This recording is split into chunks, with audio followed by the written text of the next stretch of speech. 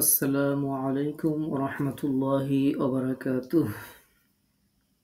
আল্লাহ তাআলার দরবারে কৃতজ্ঞতা পেশ করছি, শুকরিয়া শুকরিয়া আদায় করছি যে আল্লাহ পাক রব্বুল আলামিন আমাদেরকে আরো একটি সকালে যে আল্লাহ তাআলা আমাদের হায়াত দিয়ে এই পৃথিবীতে বাঁচিয়ে রেখেছেন, আরেকটি সকাল দেখার সৌভাগ্য দান করলেন, একটি রাত অতিবাহিত করার তৌফিক দান করলেন। যে আল্লাহ পাক রব্বুল আলামিন আমাদেরকে সুস্থ রেখেছেন, যে আল্লাহ তাআলা আমাদেরকে কথা বলার সক্ষমতা দিয়েছেন, যে আল্লাহ পাক রব্বুল আলামিন আমাদেরকে পবিত্র কালামে ইলাহি কুরআনুল কারীমের সান্নিধ্যে আসার জন্য আমাদেরকে আল্লাহ পাক রব্বুল আলামিন কবুল করেছেন। এজন্য সেই মহান মুনিবের দরবারে কালিমাতুশ শুকর আদায় করছি, শুকরিয়া জানাচ্ছি, কৃতজ্ঞতা পেশ করছি। আমরা পড়ছি আলহামদুলিল্লাহ। দরুদ ও সালাম জানাচ্ছি আমাদের নবী রাহমাতুল লিল আলামিন সাইয়্যিদুল মুরসালিন প্রিয় নবী মুহাম্মদুর রাসূলুল্লাহ, আমরা পড়ছি সাল্লাল্লাহু আলাইহি ওয়াসাল্লাম এর প্রতি। আল্লাহ তাআলার কাছে আমরা আমাদের প্রিয় নবীর সুপারিশ এবং শাফায়াত লাভের জন্য প্রার্থনা করছি। আল্লাহর কাছে আমরা দোয়া করছি, মহান রব একান্ত মেহেরবানি করে আমরা যা কিছু শুনি সে অনুযায়ী দুনিয়ার জীবনে আমরা যেন আমল করে আল্লাহ তাআলার প্রিয় বান্দাদের মধ্যে অন্তর্ভুক্ত হতে পারি এবং পরকালীন জীবনে আমাদের এই শোনা, আমাদের এই আমল করা, আমাদের সকলের জন্য আল্লাহ পাক রব্বুল আলামিন যেন মুক্তি ও নাজাতের ওসিলা হিসেবে কবুল করে নেন, এই কামনা আল্লাহ তাআলার কাছে জানিয়ে আমরা আমাদের আজকের তাফসীরের ক্লাস শুরু করছি ইনশাআল্লাহ। আমরা তাফসীর শুনছিলাম পবিত্র কালামে ইলাহি কুরআনুল মাজিদ এর সূরা হাশর ৫৯তম সূরা। এই সূরার গতকাল আমরা ১৭তম আয়াত পর্যন্ত আমরা তাফসীর শুনেছি। আজকে ১৮তম আয়াত থেকে আমরা কয়েকটি আয়াতের তাফসীর শুনবো ইনশাআল্লাহ। আমরা ১৮ আয়াত থেকে কয়েকটি আয়াতের অনুবাদ আমরা জেনে নিই। আল্লাহ পাক রব্বুল আলামিন বলছেন,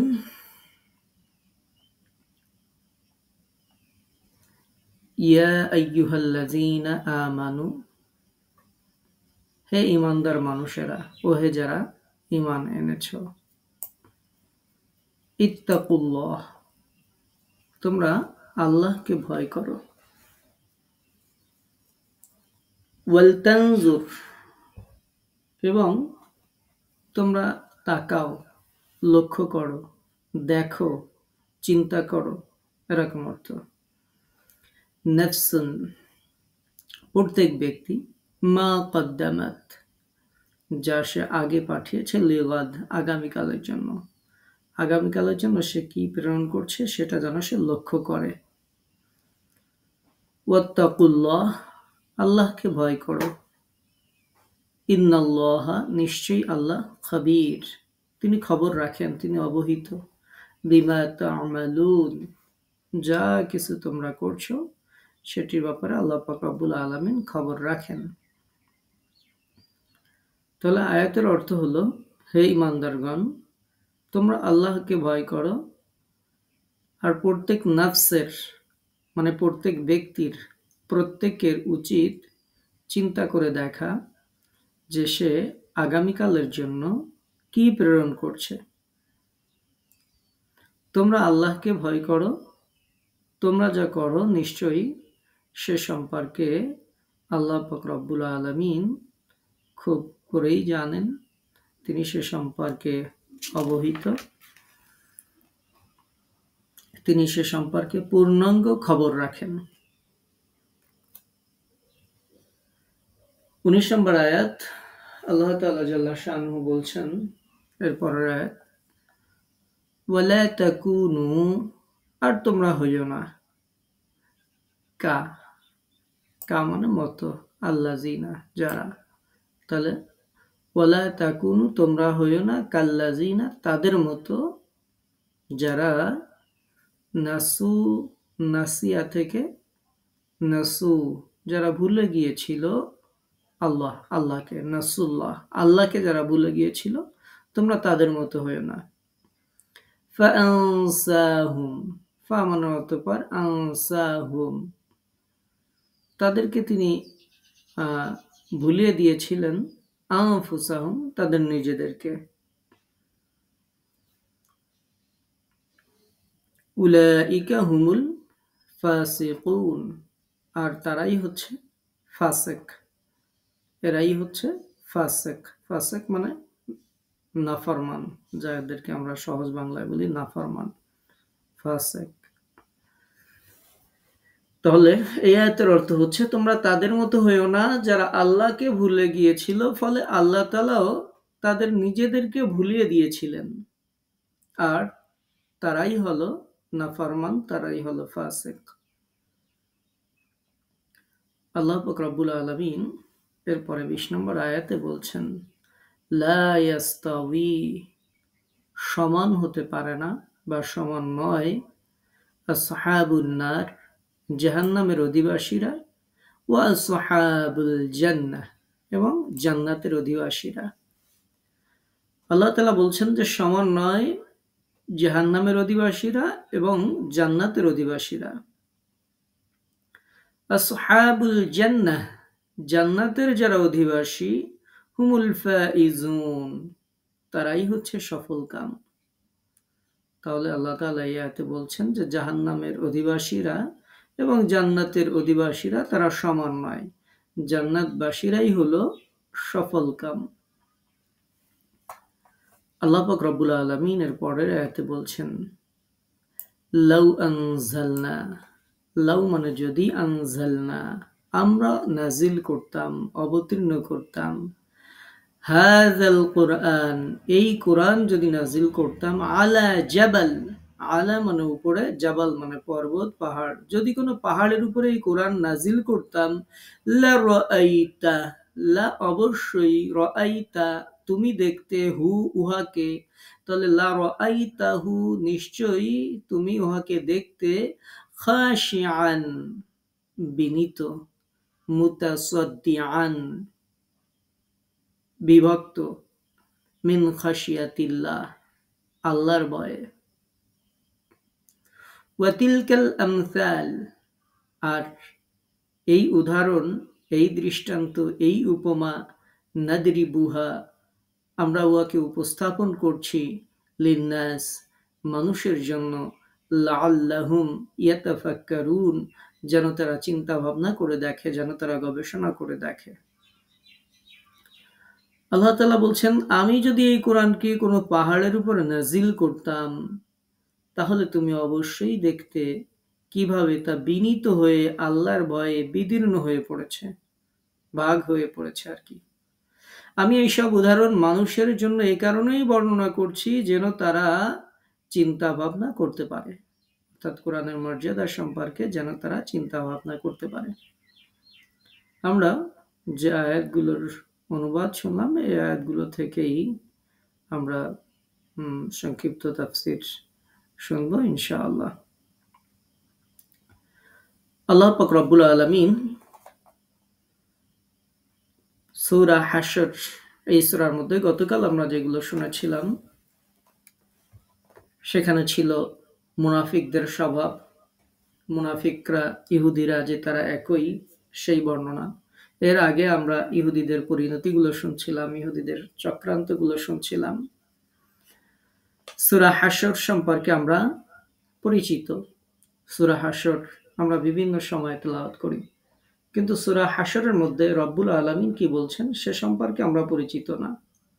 আমাদের স্বাভাবিক যে স্বভাব প্রকৃতি হচ্ছে যে আমরা কোরআন পড়ি, তেলাওয়াত করি, কিন্তু দেখা যায় যে তেলাওয়াতের মধ্যে এটা সীমাবদ্ধ থেকে যায়। আমরা যে এটার অর্থ অনুধাবন করব, আল্লাহ পাক রব্বুল আলামিন যে বোঝার কথা বলেছেন, চিন্তা ভাবনা করার কথা বলেছেন, দেখা যায় সেটা থেকে আমরা দূরে থাকি। আমরা আজকের যে 4টি আয়াত শুনলাম, 4টি আয়াত আমরা বোঝার চেষ্টা করব আল্লাহ পাক রব্বুল আলামিন কি বলেছেন, এবং আল্লাহর কাছে আবারও প্রার্থনা করছি আমরা যেন এর উপর আমল করে চলতে পারি। আল্লাহ তাআলা সেই তৌফিক দান করুন। রব বলছেন, আমাদেরকে সম্বোধন করে, আপনাকে সম্বোধন করে, আমাকে সম্বোধন করে আল্লাহ তাআলা বলছেন, ইয়া আইয়ুহাল্লাযীনা আমানু, যারা ঈমান এনেছো, যারা বিশ্বাস স্থাপন করেছো, সবাইকে বলা হয়নি। আল্লাহ পাক রব্বুল আলামিন, আপনি, আমি, আমরা যারা আল্লাহর প্রতি বিশ্বাস করেছি, আমরা যারা ঈমান এনেছি, নিজেদেরকে যারা ঈমানদার বলে পরিচয় দিই, যারা আল্লাহতে বিশ্বাস স্থাপন করেছি, পরকালে হাসর নাসরে মালাইকা রাসূল সহ সবকিছুর উপর আমরা যারা বিশ্বাস স্থাপন করেছি, না দেখেও যারা জান্নাত জাহান্নাম বিশ্বাস স্থাপন করেছি, সেই সমস্ত বিশ্বাসী মানুষদেরকে সম্বোধন করে আল্লাহ পাক রব্বুল আলামিন বলছেন, ইত্তাকুল্লাহ, আল্লাহকে ভয় করো। তাহলে আমাদের একটু বুঝতে হবে যে আল্লাহ পাক রব্বুল আলামিন অন্য সবাইকে বলেন নাই যে ইয়া আইয়ুহান নাস, হে মানব মণ্ডলী, তোমরা আল্লাহকে ভয় করো। আল্লাহ পাক রব্বুল আলামিন এই আয়াতে সেটি বলেননি। আল্লাহ তাআলা জাল্লা শাআনুহু বলছেন যে যারা ঈমান এনেছো তোমরা আল্লাহকে ভয় করো। তাহলে আপনাকে আমাকে আল্লাহ পাক রব্বুল আলামিন আরো ভালো করে, আমরা যে ঈমান এনেছি, ঈমান আনার পরেও আমাদের যে তাকওয়ার যে ঘাটতি, সেগুলো আল্লাহ পাক রব্বুল আলামিন পূরণ করার জন্য আদেশ করছেন। এবং এই আয়াতগুলোতে আল্লাহ তাআলা জাল্লা শাআনুহু বিচার দিবসের যে প্রস্তুতি, সেই প্রস্তুতি গ্রহণ করার জন্য আল্লাহ পাক রব্বুল আলামিন আপনাকে আমাকে আদেশ দিয়েছেন। আজকে যে আয়াতগুলো আমরা শুনবো সেখানে তাকওয়া, তাকওয়া সম্পর্কে আমরা বিভিন্ন সময় আমরা অনেক আলোচনা করেছি এবং বিভিন্ন সময় আমরা এটা সম্পর্কে জানবো, যেহেতু তাকওয়া একটি স্বতন্ত্র বিষয়, নিজেকে বাঁচিয়ে চলা। তাকওয়া একটি অবস্থার নাম, যার দিকে এই শব্দটি ইঙ্গিত করে মাত্র। তার প্রকৃত রূপ, তার পূর্ণ রূপ শুধু এই একটা শব্দের মাধ্যমে আমরা ফুটিয়ে তুলতে পারি না। এটি এমন এক অবস্থার নাম যা প্রতি মুহূর্তে একজন মানুষের, একজন বান্দার, একজন মুমিনের মনকে আল্লাহ তাআলা সম্পর্কে সচেতন করে রাখেন, আল্লাহ তাআলার ব্যাপারে সংবেদনশীল থাকেন। একজন মুমিন ব্যক্তি আল্লাহ তাআলার ব্যাপারে সদা জাগ্রত থাকেন, সদা সতর্ক অবস্থায় থাকেন। ওমর রাদিয়াল্লাহু তাআলা আনহু উবাই ইবনে কাব রাদিয়াল্লাহু তাআলা আনহুকে জিজ্ঞাসা করেছিলেন যে আপনি আমাকে তাকওয়া সম্পর্কে জানান। উবাই ইবনে কাব রাদিয়াল্লাহু তাআলা আনহু ওমর রাদিয়াল্লাহু তাআলা আনহুকে বলেছিলেন যে আপনি কি কখনো কাঁটাযুক্ত রাস্তা দিয়ে চলাফেরা করেছেন? যেই রাস্তায় কাঁটা আছে এমন রাস্তা দিয়ে কি আপনি হাঁটাচলা করেছেন?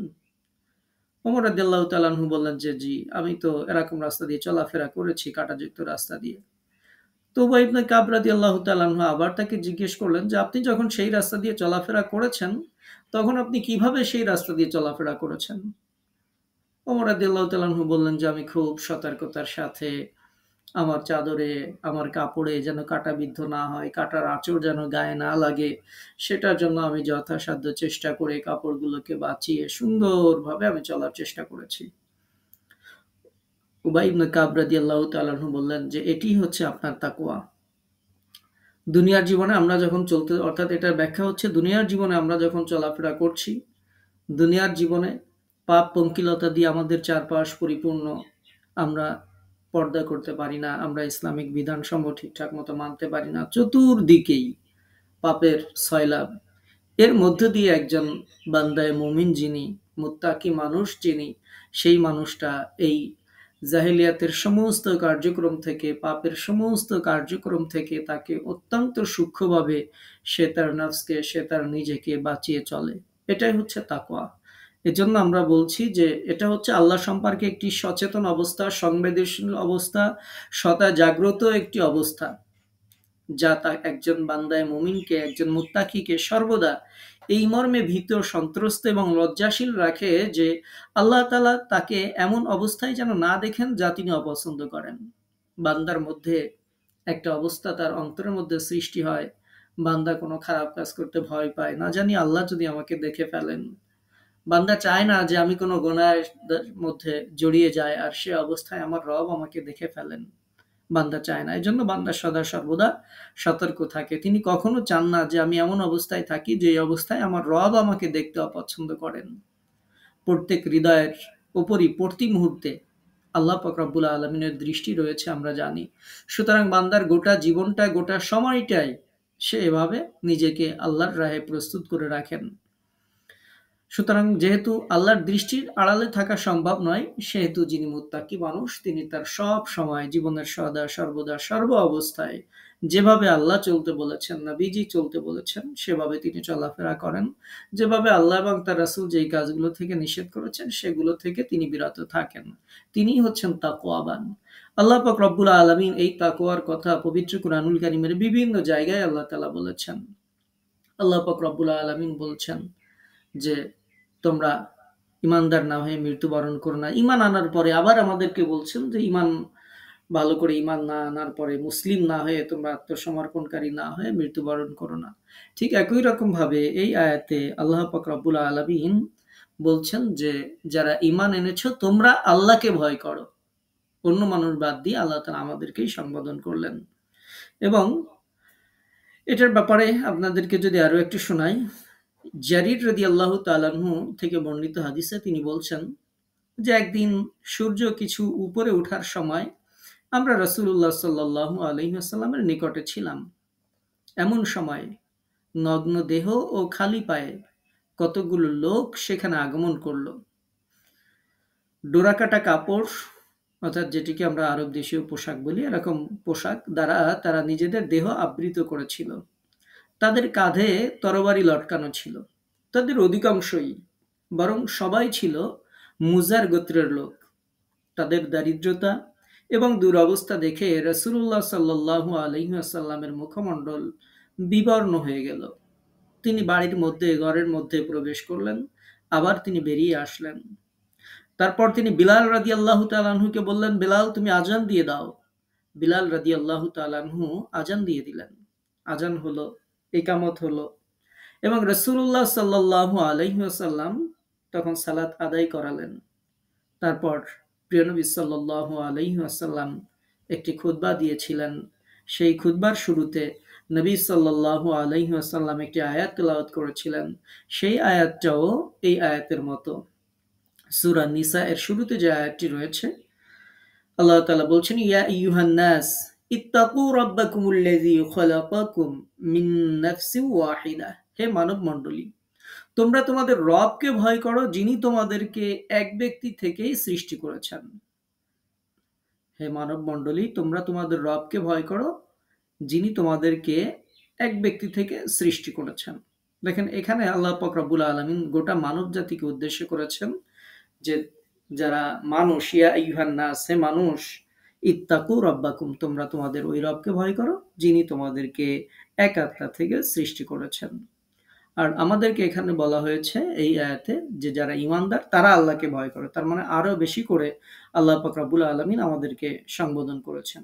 যাই হোক, যে বিষয়টি আপনাদেরকে বলার জন্য বললাম, তো আল্লাহ রাসূল সাল্লাল্লাহু আলাইহি ওয়াসাল্লাম খুতবায় দাঁড়িয়ে এই আয়াতটি পড়লেন। এরপর আমরা আজকে যেখান থেকে তাফসীর শোনা শুরু করছি, এরপরে যে অংশটা আছে এই আয়াতের, আল্লাহ রাসূল পড়লেন এরপরে, ওয়াল তানজুর নাফসুম মা কদ্দামাত লিগাদিন ওয়াত্তাকুল্লাহ। আল্লাহ রাসূল সাল্লাল্লাহু আলাইহি ওয়াসাল্লাম এই অংশটুকু তিলাওয়াত করলেন, যে অংশটুকু আমি বুলাত করেছি, বা এই অংশটুকু অথবা এই আয়াতটাই তিনি তিলাওয়াত করলেন, এই পুরো আয়াতটাই তিনি তিলাওয়াত করলেন। অতঃপর তিনি দান সদকার প্রতি মানুষকে উৎসাহিত করলেন। তখন জনগণ দান সদকা করতে শুরু করলেন। দিরহাম, দিনার, দিরহাম মানে আপনারা তো জানেন রৌপ্য মুদ্রা, দিনার মানে হচ্ছে স্বর্ণ মুদ্রা, তারপরে কাপড় চোপড়, গম, খেজুর, এইগুলো মানুষেরা দান করতে থাকে। রাসূলুল্লাহ সাল্লাল্লাহু আলাইহি ওয়াসাল্লাম তিনি বক্তব্য দিতেই থাকেন, ভাষণ দিতেই থাকেন। এমনকি শেষ পর্যন্ত তিনি বললেন যে তোমাদের কারো কাছে যদি অর্ধেক খেজুর থাকে তাহলেও সে যেন তা নিয়ে আসে। তোমরা অর্ধেক খেজুর হলেও তা নিয়ে এসো। বক্তব্যটা ছিল এরকম। প্রিয় নবী এভাবে তিনি তার ভাষণের মধ্যে বললেন। একজন আনসার সাহাবী রাদিয়াল্লাহু তাআলা আনহু তিনি মুদ্রা ভর্তি একটি ভারী থলে কষ্ট করে তিনি উঠিয়ে তিনি আল্লাহ রাসূলের সামনে দিয়ে আসলেন। এরপর লোকেরা দান করা শুরু করলো, একজনের পর একজন দান করতেই থাকলো। শেষ পর্যন্ত খাদ্য এবং কাপড়ের একটি স্তূপ জমা হয়ে গেল। এবং যখন এটি জমা হয়ে গেল, এর ফলে রাসূলুল্লাহ সাল্লাল্লাহু আলাইহি ওয়াসাল্লামের বিবর্ণ যে চেহারা ছিল সেটি উজ্জ্বল হয়ে ওঠে এবং উল্লেখ করা হয়েছে যে সোনার মতো আল্লাহ রাসূল সাল্লাল্লাহু আলাইহি ওয়াসাল্লামের চেহারা মোবারক ঝলমল করতে থাকে। তিনি তখন বলেছিলেন, যে কেউ ইসলামের কোনো ভালো কাজ শুরু করবে তাকে তার নিজের কাজের প্রতিদান তো দেয়াই হবে, এমনকি তারপরে যে কেউ ওই কাজটি করবে তাদের প্রত্যেকের সমপরিমাণ প্রতিদানও তাকে দেয়া হবে এবং তাদের প্রতিদানের কিছুই কম করা হবে না। পক্ষান্তরে যে ব্যক্তি শরিয়াত বিরোধী কোনো কাজ শুরু করবে তার নিজের পাপ তো হবেই, এমনকি তারপরে যে কেউ ওই কাজ করবে প্রত্যেকের পাপ তার উপর পড়বে এবং তাদের পাপ কিছুই কম করা হবে না। যে হাদিসটি আপনাদেরকে শোনাইলাম, হাদিসটি মুসনাদে আহমদে আছে, সহি মুসলিমে আছে, বিভিন্ন হাদিস গ্রন্থে এই হাদিসটি আছে।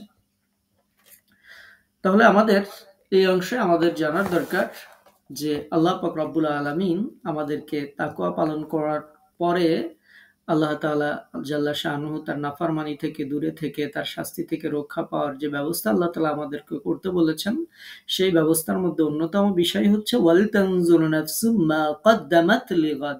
প্রত্যেক মানুষ যেন সে হিসাব করে, যে প্রত্যেকের নজর দেওয়া উচিত, হিসাব করা উচিত সে আগামীকালের জন্য কি পাঠিয়েছে। এটা আল্লাহ তাআলা চিন্তা করে দেখতে বলেছেন যে কিয়ামতের দিন যখন আল্লাহর সামনে আমাদেরকে হাজির হতে হবে, তখন কাজে লাগার মতো কতটা আমল আমরা সঞ্চিত করতে পেরেছি। তোমাদের কি কি কাজ রয়েছে যে কিয়ামতের দিন সেই কাজগুলোর দ্বারা তুমি মনে করতে পারো যে তুমি নাজাতের একটা ব্যবস্থা হয়ে যাবে, এরকম কি কি কাজ তোমার আছে এটা তুমি হিসাব করো। আল্লাহ তাআলা জাল্লা শানহু এভাবে আমাদেরকে পরকালীন যে সময় সেই সময়ের জন্য প্রস্তুতি গ্রহণ করতে আল্লাহ তাআলা বলেছেন। এখানে বলা হয়েছে লিগদ, আগামীকাল। এই আগামীকাল বলতে এখানে কিয়ামত বোঝানো হয়েছে। এটার শাব্দিক অর্থ হচ্ছে আগামীকাল। লি মানে জন্য, গদ, গদ মানে হচ্ছে আগামীকাল।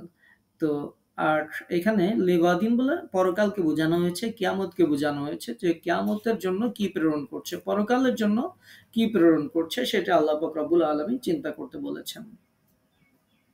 এটার মর্মার্থ অনেক প্রশস্ত, সুদূর প্রসারী। হৃদয়ের উপর সদা তদারককারী দৃষ্টি রাখলে মোমেনের চোখের সামনে তার আমলনামাই শুধু নয়, তার গোটা জীবনের হিসাব নিকাশ উন্মুক্ত হয়ে যায়। এই আমলনামার প্রতিটি লাইন সে পড়ে দেখতে পারে এবং প্রতিটি খুঁটিনাটি থেকে বিস্তারিত বিষয় নিয়ে সে ভেবেও দেখতে পারে। এই আমলনামায় সে সহজেই দেখতে পারে আগামীকালের জন্য, পরকালের জন্য, কিয়ামতের জন্য সে কি কি জিনিস আল্লাহর কাছে পাঠিয়ে দিয়েছে। আমি যদি চক্ষু বন্ধ করে বসি, বসার পরে দেখবেন মনে পড়বে কোথায় কোথায় ভালো কাজ করেছিলাম অথবা আমরা কোথায় কোথায় খারাপ কাজ করেছিলাম। তো তখন চিন্তা ভাবনা করতে পারবো যে আমি পরকালের জন্য কি প্রেরণ করেছি। এই চিন্তা ভাবনা একজন বান্দায়ে মুমিন যিনি তার দুর্বলতা, তার ঘাটতি, তার ভুল ত্রুটির জায়গাগুলো সম্পর্কে তাকে সাবধান করে দেওয়ার জন্য যথেষ্ট হতে পারে। আল্লাহ, আমি যত পাপ করেছি, হয়তো এত পাপ এই দুনিয়াতে দ্বিতীয় কেউ করছে কিনা জানি না। কত পাপ আমরা ইচ্ছায় অনিচ্ছায়, প্রকাশ্যে গোপনে কত পাপ করেছি, কেউ না দেখলেও আপনি দেখেছেন। এভাবে একজন বান্দায়ে মুমিন যিনি তার দুর্বলতাগুলো তার চোখের সামনে ফুটে ওঠে, ভুল ত্রুটিগুলো তিনি জানতে পারেন। সে যদি অনেক ভালো কাজ করেও থাকে তথাপি এইরূপ চিন্তা ভাবনার অভ্যাস তাকে তার অসম্পূর্ণতা সম্পর্কে সচেতন করে তুলবে। আর যার সৎ কাজের প্রচুর ঘাটতি রয়েছে তার সম্পর্কে তো কোনো কথাই নেই। বস্তুত এটা এমন এক কাজ যা করার পর অন্তর আর কখনো শিথিল বা উদাসীন হবে না এবং কখনো নিজের কাজকর্মের হিসাব গ্রহণে বান্দা আর কখনো অলসতা দেখাবে না, আর কখনো অলস হবে না যে আমার কতটুকু হায়াত বাকি আছে আমি জানি না। আল্লাহ তাআলা যেহেতু বলেছেন যে পরকালের জন্য তুমি কে প্রেরণ করছো এটা একটু ভেবে দেখো, সুতরাং বান্দায়ে মুমিন যিনি, মুত্তাকি মানুষ যিনি, সেই বান্দা কখনো তার সময়কে অপচয় করবে না। সে আর কখনো নেক কাজকর্মে অলস হবে না যে আজকে তাফসীরটা না শুনলাম পরের দিন শুনবো, আজকে নামাজটা না পড়লাম আজকে একটু তেলাওয়াত না করলাম, আজকে একটু এটা করলাম, আজকে পর্দা না করলাম পরের দিন করব। এভাবে অলসতার বশবর্তী সে আর কখনো হবে না।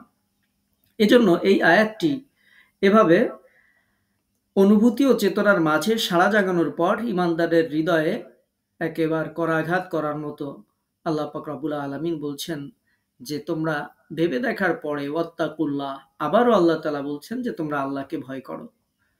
ইন্নাল্লাহা খাবীর, নিশ্চয়ই আল্লাহ পাক রব্বুল আলামিন অবহিত, তিনি খবর রাখেন, তিনি খুব ভালো করেই জানেন বিমা তা'মালুন, তুমি যা করছো। তো আল্লাহ পাক রব্বুল আলামিন বলছেন যে আল্লাহকে ভয় করতে থাকো, জেনে রেখো তোমার আমল, তোমার অবস্থা সম্পর্কে তিনি পূর্ণ ওয়াকিফাল। না কোনো ছোট কাজ তার কাছে গোপন আছে, না কোনো বড় কাজ তার আগোচরে আছে। কোনো গোপনীয় এবং কোনো প্রকাশ্য কাজ তার অজানা নেই। তারপর আল্লাহ তাআলা জাল্লা শানহু এভাবে আমাদেরকে তাকে ভয় করার এবং তিনি যে আমাদের প্রতি দৃষ্টি রাখছেন সেটি সম্পর্কে আল্লাহ তাআলা সতর্ক করে দিয়েছেন।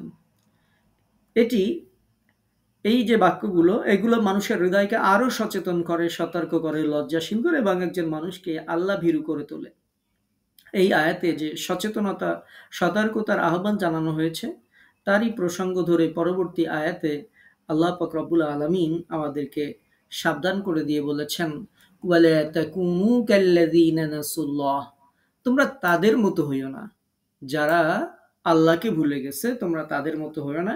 ফাআনসাহুম, অতঃপর আল্লাহ তাআলা তাদেরকে তাদের নিজেদেরকেই ভুলিয়ে দিয়েছেন। অর্থাৎ তোমরা আল্লাহর জিকিরকে ভুলে যেও না, অন্যথায় তিনি তোমাদেরকে তোমাদের ওই সৎকার্যাবলীগুলো ভুলিয়ে দেবেন যেগুলো আখিরাতের কাজে লাগবে। কেননা প্রত্যেক আমলের প্রতিদান ওই শ্রেণীর হয়ে থাকে।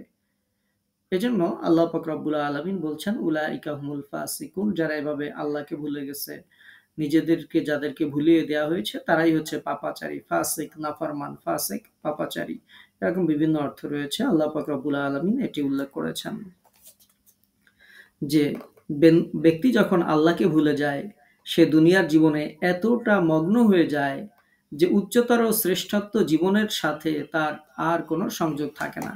অর্থাৎ পরকালীন যে কেন্দ্রিক যে জীবনযাপন করা দরকার সেই জীবনের সাথে সংযোগটা বিচ্ছিন্ন হয়ে যায়। জীবনের এমন কোনো মহত্তর লক্ষ্য থাকে না যা তাকে ইতর প্রাণীর চেয়ে উচ্চতর বা শ্রেষ্ঠ প্রাণী বানাতে পারে।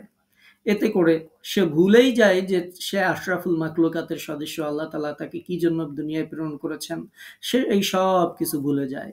এই সত্য থেকে আরো একটা সত্যের উদ্ভব ঘটে, সেটি হলো এই যে নিজেকে ভুলে যাওয়ার কারণে সে তার পরবর্তী যে স্থায়ী জীবনের জন্য কোনো পাথেয় সে সঞ্চয় করতে পারে না এবং এই পাথেয় সঞ্চয় করার কথা সে কখনো ভাবেও না। তো এভাবে আত্মভোলা হয়ে, আল্লাহ ভোলা হয়ে যখন বান্দা জীবনযাপন শুরু করে দেয় তখন আল্লাহ পাক রব্বুল আলামিন তাকে আত্মভোলা করে দেন। তার নিজের জন্য কি দরকার সেটিও আর তার মনে থাকে না। তো আল্লাহ পাক রব্বুল আলামিন বলছেন, যারা এভাবে আল্লাহ ভোলা হয়ে যায়, যারা এভাবে আত্মভোলা হয়ে যায়, উলাইকা হুমুল ফাসিকুন, তারাই হচ্ছে ফাসিক, তারাই হচ্ছে নাফরমান, তারাই হচ্ছে পাপাচারী, তারাই হচ্ছে বিপদগামী। তো পরবর্তী আয়াতে যাদেরকে দোজখের অধিবাসী বলা হয়েছে। তো এজন্য আল্লাহ পাক রব্বুল আলামিনের জিকির থেকে যদি কেউ উদাসীন হয়ে যায় এটা বান্দার জন্য চরম হতভাগ্যের ব্যাপার। আমাদেরকে সব সময় খেয়াল রাখতে হবে যে কোনো দিন যেন এমন অবস্থা না হয় যে আমরা আল্লাহর স্মরণ ভুলে গেছি, আল্লাহর স্মরণ থেকে, জিকির থেকে, ভালো কাজ থেকে আমরা নিজেদেরকে ফিরিয়ে নিয়েছি। এটা বান্দার জন্য একটা চরম ব্যর্থতা। সূরা মুনাফিকুনের ৯ নম্বর আয়াতে আল্লাহ পাক রব্বুল আলামিন এ বিষয়ে আমাদেরকে সতর্ক করে তিনি যেমনটি বলেছেন, ইয়া আইয়ুহাল্লাযীনা আমানু, যারা ঈমান এনেছো, লা তুলহিকুম আমওয়ালুকুম ওয়ালা আওলাদুকুম আন যিকিরিল্লাহ ওয়া মান ইয়াফআল যালিকা ফাউলাইকা হুমুল খাসিরুন। আল্লাহ তাআলা বলছেন, যারা ঈমান এনেছো তোমাদের ঐশ্বর্য মানে সম্পদ, তারপরে তোমাদের সন্তান সন্ততি যেন তোমাদেরকে আল্লাহর স্মরণে উদাসীন না করে। যারা উদাসীন হবে তারাই তো ক্ষতিগ্রস্ত। অর্থাৎ আমরা যদি উদাসীন হয়েই যাই দুনিয়ার কর্মব্যস্ততা, দুনিয়ার চাকরি বাকরি, ব্যবসা বাণিজ্য, ঐশ্বর্য সম্পদ অথবা সন্তানের লালন পালন বিভিন্ন কারণে যদি আমরা আল্লাহকে ভুলে যাই, আল্লাহ পাক রব্বুল আলামিন বলছেন তোমার এই কারণগুলো তোমাকে আল্লাহ ভুলাতে পারে, আল্লাহকে ভুলিয়ে দিতে পারে। সুতরাং আমি তোমাকে সতর্ক করছি, লা তুলহিকুম আমওয়ালুকুম, তোমার সম্পদ যেন তোমাদেরকে আল্লাহ থেকে দূরে সরিয়ে না নেয়, ওয়ালা আওলাদুকুম, তোমাদের সন্তানেরা যেন তোমাদেরকে আল্লাহ ভোলা করে না দেয়, আন যিকরিল্লাহ, আল্লাহর স্মরণ থেকে। ওয়া মা ইয়াফআল যালিকা, যদি কেউ এভাবে সতর্ক করার পরেও যদি কেউ এরকম করে, আল্লাহ পাক রব্বুল আলামিন বলছেন, যালিকা ফাউলাইকা হুমুল খাসিরুন, তারাই ক্ষতিগ্রস্ত হবে।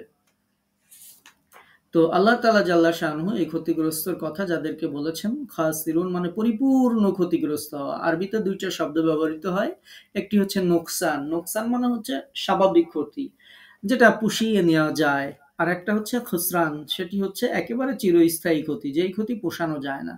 তো আল্লাহ পাক রব্বুল আলামিন ওই আয়াতে সেটি বলেছেন যে তোমরা যদি এরকম করো, আল্লাহকে ভুলে যাও, তাহলে সে একেবারেই ক্ষতিগ্রস্ত হয়ে যাবে। আল্লাহ তাআলা জাল্লা শানুহু এরপরে রব্বুল আলামিন তিনি বলছেন লা ইয়াস্তাবি আসহাবুন নারি ওয়া আসহাবুল জান্নাহ, কখনোই সমান হতে পারে না। যারা জান্নাতের অধিবাসী, যারা জাহান্নামের অধিবাসী, তারা এই দুই পক্ষ কখনো সমান হতে পারে না। জাহান্নামের অধিবাসীরা জান্নাতের অধিবাসী, জাহান্নামের অধিবাসীরা এবং জান্নাতের অধিবাসীরা কখনো সমান নয়। অর্থাৎ কিয়ামতের দিন জাহান্নামী এবং জান্নাতীরা আল্লাহর নিকট সমান হবে না। এটি হচ্ছে মূল কথা, যে যারা জান্নাতের অধিবাসী, জাহান্নামের অধিবাসী, তারা সমান নয়। মুমিনদেরকে বলা হচ্ছে তারা যেন জাহান্নামবাসীদের পথ ছেড়ে দিয়ে জান্নাতবাসী যারা, তাদের পথ যেন তারা অবলম্বন করে। কারণ জান্নাতবাসীদের যেই পথ, সেই পথ জাহান্নামবাসীদের পথ থেকে ভিন্ন। মনে করেন স্বাভাবিকভাবে আমরা আজকে সকালে ঘুম থেকে উঠলাম, আল্লাহ পাক রব্বুল আলামিন আপনাকে সৌভাগ্য দান করেছেন, আপনি সালাত আদায় করেছেন। ঠিক আপনার পাশেই আরেকজন দেখা যাচ্ছে যে তিনি কি করলেন, তিনি সালাত আদায় করলেন না, তিনি সকালবেলা ঘুমিয়ে থাকলেন। এখন আপনি দুইটা লাইফ স্টাইলই আপনার সামনে আছে, আপনি কোনটা ফলো করবেন? একটা আপনাকে জাহান্নামের দিকে নিয়ে যাবে, আর একটা জান্নাতের দিকে নিয়ে যাবে। তো আল্লাহ পাক রব্বুল আলামিন বলছেন যে তুমি জেনে রেখো যে জান্নাতের অধিবাসী আর জাহান্নামের অধিবাসীরা কখনোই সমান হতে পারে না। সুতরাং তুমি জাহান্নামবাসীদের পথ বাদ দিয়ে তুমি জান্নাতবাসীরা যেই পথে অগ্রসর হয় সেই পথ তুমি অবলম্বন করবে। এটি জাহান্নামীদের পথ থেকে ভিন্ন পথ।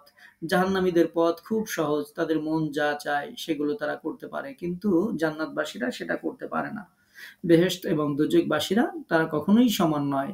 যারা বেহেশতবাসী, যারা জান্নাতি, আল্লাহ পাক রব্বুল আলামিন বলছেন আসহাবুল জান্নাহ, জান্নাতের যারা অধিবাসী, হুমুল ফাইজুন, তারাই হচ্ছে সফলকাম। জান্নাতের যারা অধিবাসী তারাই হচ্ছে সফলকাম। অর্থাৎ তাদের স্বভাব চরিত্র, তাদের চাল চলন, মত পথ, পরিণতি সবই পরস্পরের বিপরীত। কোনোটাই এরকম নয় যে দুটো পথ এমনভাবে ভিন্ন, মানে দুইজনের আমল একরকম, এটা কখনোই নয়। বরং দুটো পথ এমনভাবে ভিন্ন ভিন্ন দিকে চলে গেছে যে কোথাও তা একত্রে মিলিত হয় না। কোথাও জীবনের কোনো বাঁকে জাহান্নামীদের কোনো কাজ আর জান্নাতীদের কোনো কাজ মিলে যাবে না। এজন্য প্রিয় নবী সাল্লাল্লাহু আলাইহি ওয়াসাল্লাম, গতকালকে একটি হাদিস পড়ছিলাম, আল্লাহ রাসূল সাল্লাল্লাহু আলাইহি ওয়াসাল্লাম বলেছেন যে মাদক এবং ঈমান কখনো একত্রিত হতে পারে না। অর্থাৎ ব্যক্তি যদি মাদকাসক্ত হয়, ঈমান থাকবে না। যদি ব্যক্তির ঈমান থাকে তাহলে ব্যক্তি মাদকাসক্ত হবে না। তো আল্লাহ পাক রব্বুল আলামিন জান্নাতি এবং জাহান্নামীদের যে পথ ভিন্ন, সেটি আল্লাহ তাআলা জাল্লা শানহু উল্লেখ করেছেন। দুইটা পথ এমনভাবে ভিন্ন দিকে চলে গেছে যে কোথাও কোনো বাঁকে, কোনো মোড়ে এই দুইটা পথ কখনোই একত্রিত হবে না। অর্থাৎ জান্নাতীর কাজ আর জাহান্নামীর কাজ কখনোই মিলবে না, সম্পূর্ণ সেপারেট, আলাদা। যারা জান্নাতি যাবে তাদের কাজ একরকম, যারা জাহান্নামের অধিবাসী তাদের কাজ একরকম, দুইটা কখনোই মিলবে না। সুতরাং যেই কাজগুলো জাহান্নামের দিকে নিয়ে যায়, আসহাবুল নার যারা হবে, তাদের সাথে তোমাদের চরিত্রে যেন মিল না থাকে, তোমাদের কর্মের যেন মিল না থাকে, আল্লাহ তাআলা সতর্ক করে দিয়েছেন। এই কাজ আকার আকৃতিতেও মিলবে না, প্রকৃতিতেও মিলবে না, নীতিতেও মিলবে না, দুনিয়া মিলবে না, আখেরাতে মিলবে না। কোথাও জান্নাতীরা আর জাহান্নামীরা এক কাতারে মিলিত হবে না, তাদের কোনো কাজও এক কাতারে মিলিত হবে না। আল্লাহ পাক রব্বুল আলামিন সতর্ক করে দিয়েছেন আমাদেরকে যে আমরা যেন জাহান্নামীদের সাথে মিলে না যায়, তাদের কাজের সাথে আমাদের কাজগুলো যেন মিলে না যায়, বরং আমরা যে কাজগুলো করব সেগুলো হচ্ছে জান্নাতে যারা যায় সেই মানুষদের কাজ আমাদেরকে করতে হবে। আল্লাহ পাক রব্বুল আলামিন যেমন ভাবে সূরা জাসিয়া, পবিত্র কোরআনের ৪৫তম সূরা এর ২১ নম্বর আয়াতে আল্লাহ তাআলা বলছেন, আম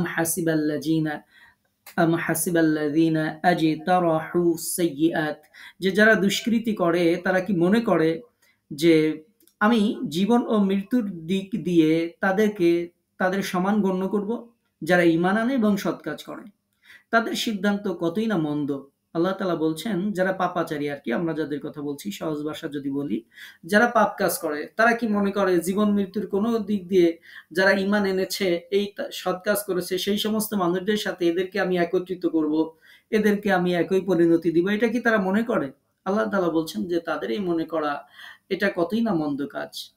অনুরূপভাবে আল্লাহ তাআলা সূরা মুমিন যেটি ৪০ নম্বর সূরা, যেটি এর ৫৮ নম্বর আয়াতে আল্লাহ তাআলা বলছেন, ওয়ামা ইয়াস্তাউিল আ'মা ওয়াল বাসীর ওয়াল্লাযীনা আমানু ওয়া আমিলুস সলিহাতি ইলা আখিরিল আয়াহ। আল্লাহ তাআলা বলছেন যে কখনো সমান হতে পারে না যারা অন্ধ এবং যারা চক্ষুষ্মান, এবং যারা ঈমান আনে ও সৎ কাজ করে আর যারা দুষ্কৃতি পরায়ণ, এরা কখনোই সমান হতে পারে না। আল্লাহ তাআলা বলছেন কালিলাম মা তাযাক্কারুন, কিন্তু তোমরা খুব অল্পই উপদেশ গ্রহণ করে থাকো। তো এই আয়াতেও আল্লাহ তাআলা জাল্লা শাআনহু বলছেন যে যেমন ভাবে একজন অন্ধ আর চক্ষুষ্মান মানুষ যেমন সমান হতে পারে না, ঠিক একই রকম ভাবে যারা ঈমান আনে আর সৎ কাজ করে আর যারা দুষ্কৃতি পরায়ণ তারাও কখনো সমান হতে পারে না। আল্লাহ পাক রব্বুল আলামিন এভাবে দুই শ্রেণীর মাঝে পার্থক্য করে দিয়েছেন যে জান্নাতীরা আর জাহান্নামীরা কখনো একই রকম হতে পারে না। আবার সূরা সাদ ৩৮ নম্বর সূরা, এই সূরার ২৮ নম্বর আয়াতে আল্লাহ পাক রব্বুল আলামিন বলছেন যে যারা ঈমান আনে এবং সৎ কাজ করে এবং যারা পৃথিবীতে বিপর্যয় সৃষ্টি করে বেড়ায়, আমি কি তাদের সমগণ্য করব, মানে একই রকম গণ্য করব? আমি কি মুত্তাকিদেরকে অপরাধীদের সমান গণ্য করব? আল্লাহ পাক রব্বুল আলামিন এভাবে বলেছেন, আম নাজআলুল মুত্তাকিনা কাল ফুজ্জার, আমি কি মুত্তাকি যারা তাদেরকে পাপাচারীদের মতো গণ্য করব? কখনোই সেটা হবে না। আল্লাহ পাক রব্বুল আলামিন সেটি উল্লেখ করে দিয়েছেন। অর্থাৎ এর মূল বক্তব্য হচ্ছে যে যারা জান্নাতের অধিবাসী এবং জাহান্নামের অধিবাসী তারা কখনোই সমান হতে পারে না। এবং আল্লাহ পাক রব্বুল আলামিন এইসব আয়াত এটাই প্রমাণ করে যে নিশ্চয়ই আল্লাহ তাআলা সৎ আমলকারীদেরকে সম্মানিত করবেন আর যারা পাপিষ্ঠ তাদেরকে লাঞ্ছিত করবেন। এজন্যই আল্লাহ পাক রব্বুল আলামিন বলছেন, আসহাবুল জান্নাতি হুমুল ফাইজুন, যারা জান্নাতের অধিবাসী তারাই হচ্ছে সৌভাগ্যশীল। তারাই হচ্ছে সৌভাগ্যশীল, মানে সফলকাম, অর্থাৎ তারা আল্লাহর আযাব থেকে তারা মুক্তি পেয়ে যাবে। আর যারাই আল্লাহর আযাব থেকে মুক্তি পেয়ে যাবে তারাই হচ্ছে সফলকাম। আমাদের দুনিয়াতে যত ব্যাংক ব্যালেন্স, টাকা পয়সা যা কিছু থাক না কেন, আল্লাহর আযাব থেকে যদি মুক্তি পেতে না পারি তাহলে আমাদের গোটা জীবনটাই ব্যর্থ হয়ে যাবে। আমরা সফল হতে পারবো না। সফল হবে ওই ব্যক্তি যাকে আল্লাহ তাআলা তার আযাব থেকে মাফ করে দিবেন। আল্লাহ পাক রব্বুল আলামিন যাদেরকে ফাইজুন সফল বলেছেন, আমরা যেন তাদের মধ্যে অন্তর্ভুক্ত হতে পারি। আল্লাহ তাআলা সেই তৌফিক দান করুন। আমরা পড়ছি আমিন। আজকের সর্বশেষ আয়াত যেটি তেলাওয়াত করেছিলাম সেটি হচ্ছে ২১ নম্বর আয়াত। আল্লাহ পাক রব্বুল আলামিন বলছেন, লাউ আনজালনা হাযাল কুরআন, যে যদি আমি এই কোরআনকে অবতীর্ণ করতাম কোনো পাহাড়ের উপরে, পর্বতের উপরে, তাহলে তুমি দেখতে যে পাহাড় ভয়ে বিদীর্ণ হয়ে, আল্লাহর ভয়ে বিদীর্ণ হয়ে সেটা ফেটে যাচ্ছে। এরকম অবস্থা তুমি দেখতে পেতে। আল্লাহ পাক রব্বুল আলামিন এই আয়াতে কুরআনুল হাকিমের শ্রেষ্ঠত্ব, মাহাত্ম্যের বর্ণনা দিচ্ছেন যে এই পবিত্র কুরআন প্রকৃতপক্ষে উচ্চ মর্যাদা সম্পন্ন একটি কিতাব। এর সামনে অন্তর ঝুঁকে পড়ে। এটা শুনলে লোম খাড়া হয়ে যায়। কোরআন শুনলে হৃদয় কেঁপে ওঠে এবং এর সত্য ওয়াদা ও ভীতি প্রদর্শন প্রত্যেককে কাঁপিয়ে তোলে এবং আল্লাহর দরবারে একজন বান্দাকে সেজদায় পতিত হওয়ার মতো সৌভাগ্য দান করে। মহান আল্লাহ পাক রব্বুল আলামিন এটিই বলছেন যে আমি এই কোরআনকে পর্বতের উপর অবতীর্ণ করতাম তাহলে অবশ্যই দেখা যেত যে ওটা আল্লাহর ভয়ে বিনীত এবং বিদীর্ণ হয়ে গেছে। অর্থাৎ যদি মহিমান্বিত আল্লাহ এই কোরআনকে কোনো কঠিন ও উঁচু পর্বতের উপর অবতীর্ণ করতেন এবং তাকে যদি চিন্তা, অনুভূতি শক্তি যদি এই পর্বতকে দান করা হতো, তাহলে এই পর্বতও তার ভয়ে চূর্ণ বিচূর্ণ হয়ে যেত। তাই মানুষের অন্তরে তো এটা আরো অধিক ক্রিয়াশীল হওয়া উচিত। কেননা পর্বতের তুলনায় মানুষের অন্তর বহুগুণ নরম এবং ক্ষুদ্র এবং তাতে পূর্ণ মাত্রায় বোধ শক্তি রয়েছে, অনুভূতি শক্তি সম্পন্ন মানুষের অন্তর। মানুষ যেন চিন্তা গবেষণা করে। এজন্যই আল্লাহ তাআলা জাল্লা শানু মানুষের সামনে এই দৃষ্টান্ত তিনি উপস্থাপন করেছেন। একটি হাদিস আপনাদেরকে শোনাই, যে মুতাওয়াতির সূত্র ধারায় বর্ণিত একটি হাদিস, যে মিম্বার নির্মিত হওয়ার পূর্বে রাসূলুল্লাহ সাল্লাল্লাহু আলাইহি ওয়াসাল্লাম একটি গাছের গুড়ির উপর দাঁড়িয়ে আল্লাহ রাসূল খুতবা দিতেন। তারপর যখন মসজিদে মিম্বার তৈরি হয়ে গেল এবং সেটাকে যখন লাগিয়ে দেওয়া হলো, তখন আল্লাহ রাসূল সাল্লাল্লাহু আলাইহি ওয়াসাল্লাম মিম্বারের উপর দাঁড়িয়েই খুতবা দিতে লাগলেন। ঠিক সেই সময় যেই কাঠটি, যেই গাছটির উপর দাঁড়িয়ে আল্লাহ রাসূল সাল্লাল্লাহু আলাইহি ওয়াসাল্লাম খুতবা দিতেন, সেটিকে যখন সরিয়ে দেওয়া হলো, তখন ওই সময় ওই গাছের গুড়ি থেকে কান্নার শব্দ আসতে লাগলো এবং সেই কান্নার শব্দ ছিল শিশুদের মতো, ফুঁপিয়ে ফুঁপিয়ে ওই গাছের থেকে কান্নার শব্দ বের হতে লাগলো। কারণটা ছিল এই যে আল্লাহর জিকির এবং ওহী তাকে কিছু দূর থেকে শুনতে হচ্ছে, যে জন্য সে কান্না করছিল। ইমাম বসরি রাহিমাহুল্লাহ বলছেন যে এই হাদিসটি তিনি যখন বর্ণনা করতেন, তিনি যখন শোনাতেন লোকদেরকে, তখন তিনি বলতেন যে হে মানুষ, চিন্তা করো যে গাছের একটি গুড়ি যদি আল্লাহ রাসূল সাল্লাল্লাহু আলাইহি ওয়াসাল্লামের প্রতি এত ভালোবাসা দেখাতে পারে, তাহলে তোমাদের তার প্রতি তার থেকেও বহুগুণ ভালোবাসা আল্লাহ রাসূলের প্রতি তোমাদের প্রদর্শন করা উচিত। তো আল্লাহ পাক রব্বুল আলামিন এরকম বিভিন্ন জড় পদার্থ দিয়ে আল্লাহ পাক রব্বুল আলামিন তার যে নিদর্শনগুলো সেগুলো এভাবে তিনি পৃথিবীতে প্রকাশিত করেছেন, এবং পাহাড়ের কথা আল্লাহ তাআলা এখানে উল্লেখ করেছেন যে যদি পাহাড়কে যদি শ্রবণ শক্তি, তাকে যদি বোধ শক্তি যদি তাকে দেয়া হতো, এরপর যদি পাহাড়ের উপরে এই কোরআনকে নাজিল করতাম, তাহলে পাহাড় আল্লাহর ভয়ে বিদীর্ণ হয়ে যেত। এই বিদীর্ণ হওয়ার কথা সূরা রাদের মধ্যেও আল্লাহ পাক রব্বুল আলামিন উল্লেখ করেছেন ৩১ নম্বর আয়াতে। আল্লাহ তাআলা বলছেন, যদি কোনো কোরআন এমন হতো যার দ্বারা পর্বতকে গতিশীল করা যেত, অথবা পৃথিবীকে বিদীর্ণ করা যেত, অথবা মৃতের সাথে কথা বলা যেত, তবুও তাতে তারা বিশ্বাস করতো না। এরকম বিভিন্ন কথা আল্লাহ পাক রব্বুল আলামিন এই কোরআন দিয়ে পাহাড় বিদীর্ণের কথা আল্লাহ তাআলা উল্লেখ করেছেন। যেমনভাবে সূরা বাকারাতেও আল্লাহ পাক রব্বুল আলামিন বলেছেন, নিশ্চয়ই পাথর হতে প্রস্রবণ নির্গত হয়, এবং নিশ্চয়ই ওগুলির মধ্যে কোনটি বিদীর্ণ হয়, অতঃপর তা থেকে পানি নির্গত হয়, এবং নিশ্চয়ই ওইগুলির মধ্যে কোনটি আল্লাহর ভয়ে পতিত হয়। অর্থাৎ পাথর যে আল্লাহর ভয়ে কাঁদে, পাথর থেকে যে পানি নির্গত হয়, সেটি পবিত্র কুরআনুল কারীমের অন্যত্র বর্ণনা করা হয়েছে। তাহলে আমরা যেটি জানছিলাম যে যদি তাকে শক্তি দেওয়া হতো, আল্লাহ পাক রব্বুল আলামিন বলছেন তাকে যদি চিন্তার শক্তি বা এরকম যদি তাকে দেওয়া হতো, তারপর যদি পাহাড়ের উপর কোরআন নাজিল করতাম, তবে তুমি সেই পাহাড়কে আল্লাহর ভয়ে বিনীত বিদীর্ণ হতে দেখতে। এটি একটি কাল্পনিক দৃশ্য। তো কাল্পনিক দৃশ্য হলো বাস্তবতাকে এটি প্রতিফলন করছে, কেননা কোরআন হচ্ছে এমন একটা ভারত্ব, এমন একটা শক্তি, এমন একটা প্রভাব এর রয়েছে যা অন্য জিনিসকে প্রকম্পিত করে। যে একে প্রকৃত মর্ম সহকারে গ্রহণ করে সে আর স্থির থাকতে পারে না। একবার হযরত ওমর রাদিয়াল্লাহু তাআলা আনহু একজন ব্যক্তিকে কিছু আয়াত পড়ে শোনাচ্ছিলেন। তখন তার ভিতরে এমন প্রতিক্রিয়া হলো যে তিনি দেয়ালের উপর হেলে পড়লেন, এবং কিছুক্ষণ পর তিনি বাড়িতে ফিরে গেলেন, এবং বাড়িতে যাওয়ার পরে প্রায় ১ মাস পর্যন্ত তিনি অসুস্থ ছিলেন, যে সময় লোকজন তাকে দেখতে এসেছিল। ওমর রাদিয়াল্লাহু তাআলা আনহু যে তুরের যে আয়াতগুলো, যে তুর পাহাড়ের শপথ, লিপিবদ্ধ পুস্তকের শপথ, উন্মুক্ত পত্রের শপথ, বাইতুল মামুরের শপথ, সুউচ্চ আসমানের শপথ, উত্তাল সমুদ্রের শপথ, তোমার প্রভুর শপথ, নিশ্চয়ই তোমার প্রভুর শাস্তি অবধারিত, কেউ তা ঠেকাতে পারবে না। এই আয়াতগুলো যখন তেলাওয়াত করেছিলেন, এই ব্যক্তির এই অবস্থা হয়েছিল।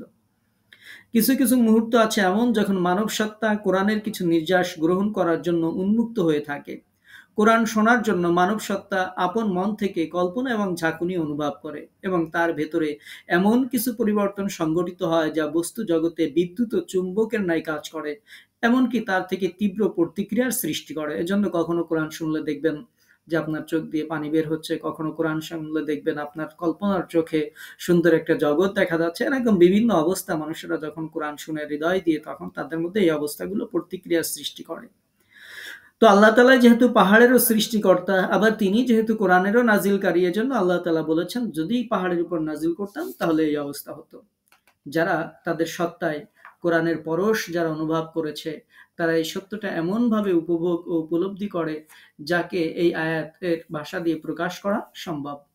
এটা হচ্ছে এমন সব উদাহরণ, আল্লাহ পাক রব্বুল আলামিন বলছেন এটা এমন উদাহরণ যে ওয়াতিলকাল আমসাল, এই উদাহরণগুলো হচ্ছে এমন উদাহরণ যা আমি উপস্থাপন করছি, নাদরিবুহা লিন্নাস, মানুষের জন্য আমি পেশ করছি, লাআল্লাহুম ইয়াতাফাক্কারুন, যেন মানুষেরা একটু চিন্তা ভাবনা করে। অর্থাৎ এগুলো মানুষের মনে চিন্তার প্রেরণা এবং উদ্দীপনা সৃষ্টির যোগ্যতা সম্পন্ন আয়াত হিসেবে আমি আল্লাহ পাক রব্বুল আলামিন এই মিসালগুলো, দৃষ্টান্তগুলো আমি উপস্থাপন করছি। সম্মানিত উপস্থিতি, আল্লাহ পাক রব্বুল আলামিনের কাছে আমরা প্রার্থনা করব, আমাদের অন্তরেও যেন কোরআনের যে তাসির, কোরআনের যে প্রভাব, সেই প্রভাবগুলো যেন আমাদের অন্তরেও সৃষ্টি হয়। যেমনভাবে সাহাবা রাদিয়াল্লাহু আনহুম আজমাইন যখন কোনো একটি আয়াত শুনতেন, তারা সেটার উপর এমনভাবে আমল করতেন যে সাথে সাথে, এবং তাদের অন্তরের মধ্যে সেই অবস্থাগুলোর উদ্রেক হতো, সেই ঈমান তাদের বৃদ্ধি পেত। আল্লাহ তাআলা জাল্লা শানহু যেন সেই তৌফিক, সেরকম ঈমান, সেরকম আমল যেন আমাদেরকে দান করেন, সেরকম অন্তর যেন রব আমাদেরকে দান করেন। এজন্য আল্লাহ পাক রব্বুল আলামিনের কাছে আমরা সাহায্য কামনা করছি। আজকের যে 4টি আয়াত আমরা শুনলাম, সেই আয়াতগুলোতে আমরা কোরআনের শ্রেষ্ঠত্ব সম্পর্কে যেমন জানলাম, এবং আমাদের সৌভাগ্য যে আল্লাহ পাক রব্বুল আলামিন এই শ্রেষ্ঠ কোরআনের সান্নিধ্যে আসার জন্য আমাদেরকে কবুল করেছেন। এজন্য আমরা সবসময় দোয়া করি, রবের কাছে মাপ পাওয়ার মতো আমাদের কোনো আমল নেই। যেহেতু আজকের যে তাফসীর ছিল সেখানে আপনারা দেখেছেন, আল্লাহ পাক রব্বুল আলামিন বলছেন যে তোমরা আল্লাহকে ভয় করো, তোমাদের ভেবে দেখা উচিত যে পরকালের নাজাতের জন্য তুমি কি করছো। তো তুমি পরকালে মুক্তির জন্য আগামীকালের জন্য কি প্রেরণ করছো? এজন্য আমরা যেহেতু কিছুই প্রেরণ করতে পারছি না, আল্লাহ পাক রব্বুল আলামিনের কাছে আমরা সবসময় দোয়া করছি, আমরা যতটুকু কোরআন শুনি, যতটুকু কোরআন শিখি, আল্লাহ পাক রব্বুল আলামিন যেন আমাদের এই আমলটুকুকে অন্তত আমাদের নাজাতের ওসিলা হিসেবে আল্লাহ পাক রব্বুল আলামিন কবুল করে নেন।